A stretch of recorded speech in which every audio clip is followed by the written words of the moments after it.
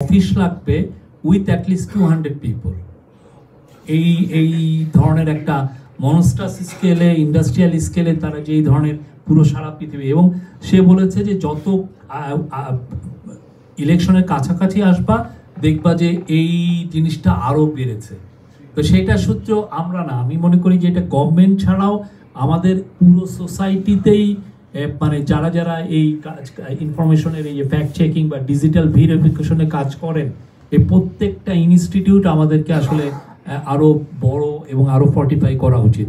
প্রত্যেকটা বড় মিডিয়া হাউসের উচিত একটা ফ্যাক্ট চেক ইউনিট থাকা, প্রত্যেকটা। এটা প্রথম আলো হোক, ডেইলি স্টার হোক, যেই হোক, এটা একটা খুব বড় মানে ডিজিটাল ভেরিফিকেশন। বিকজ মানুষের নিউজ কনজিউম করার ধরনটা চেঞ্জ হয়েছে। মানুষ অনেক বেশি ভিডিওর মাধ্যমে নিউজ কনজিউম করছে, এবং ভিডিও নিউজ করা মানে হচ্ছে যে এটা একটা মাইন্ড ফিল। কেউ বুঝছে না যে আমি আমার ওয়াইফকে বলছি যে এটা তো ভুল নিউজ তুমি দেখছো, কিন্তু সে তো বিশ্বাস করে বসে আছে যে এটাই বুঝি সত্য নিউজ।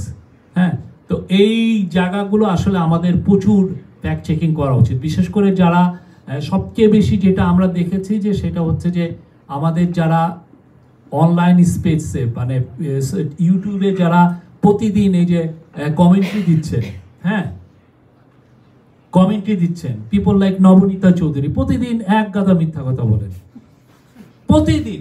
এমন কোনো ভিডিওতে নাই যে, এখন এইটাকে যদি আমি ফ্যাক্ট চেকিং করতে যাই অনেকে বলবেন আমার পলিটিক্যাল মোটিভেশনের জায়গা নিয়ে কোশ্চেন করবেন। এই জায়গাগুলো যে উনি একটা 30 মিনিটের ভিডিও করেছেন, এই জায়গাগুলো প্রথম আলো করুক, এই জায়গাগুলো একটা ইন্ডিপেন্ডেন্ট ফ্যাক্ট চেকিং একটা ফার্ম করুক যে উনি আজকে 30 মিনিটে 333টা মিথ্যা কথা বলেছেন। এই এই এই জিনিসগুলো বল না, আদারওয়াইজ হবে কি আমরা তো আমাদের সবাইকে আমরা মিস ইনফর্ম করছি, এবং এটা খুব বেশি আসছে। আমি বলবো তো এই যে আমরা যাদেরকে আমি অনেককে শুনেছি প্রচুর মিথ্যা কথা বলেন, আবার অনেকে ট্রুথটাকে ওভার স্টেজ করেন। এই জায়গাগুলো বাইরে দেখেন, ওয়াশিংটন পোস্ট বলেন বা নিউ ইয়র্ক টাইমস, ওরা কিন্তু অনেক ক্ষেত্রেই ভিডিওগুলোরও ফ্যাক্ট চেক, ইভেন ওদের প্রেসিডেন্ট তাদের বক্তৃতায় মিথ্যা কথা বললো কিনা সেটাও ফ্যাক্ট চেকিং করেন। আমাদের যেহেতু আমরা নিউজ এগুলো কনজিউম করছি অনেক বেশি ভিডিওর মাধ্যমে, আমাদের উচিত এই ভিডিওগুলোকে ফ্যাক্ট চেকিং করা। এটা সরকার আসলে অনেক ক্ষেত্রে সরকারের সেই ইয়ে নেয়, এবং আমি এটা খুব হারে হারে টের পাচ্ছি। আমি আমার প্রেস উইংয়ে আমি লোক নিতে যাচ্ছি, আমাকে বলা হয়েছে যে আপনি 3টা এপিএস নিতে পারবেন, 3টা ডিপিএস নিতে পারবেন, আর আপনি এর বাইরে আর কেউ নাই। আমার ভিডিও লোক লাগবে, আমার কি যেন টুইটারে আমার কাজ করার জন্য একটা পার্মানেন্ট একটা 2টা ছেলে লাগবে যারা টুইটারে থাকবে। আমার কোনো লোক নাই।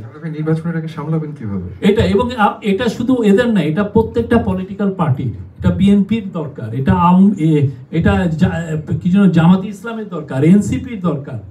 তাদেরকে যে যত ধরনের প্রত্যেকটা পলিটিক্যাল পার্টির নিজস্ব ফ্যাক্ট চেকিং ইউনিট থাকা উচিত। এবং আমাদের আমি বলবো যে প্রচুর এই যে ডিজিটালি রাইট টাইপের যেগুলো অর্গানাইজেশন আছেন, এরকম অন্তত আরো 1 ডজন দরকার, যেই পরিমাণ এনোমাস স্কেলের যেই মিথ্যা তথ্যগুলো দিচ্ছে। অনেক ধন্যবাদ শফিক ভাই।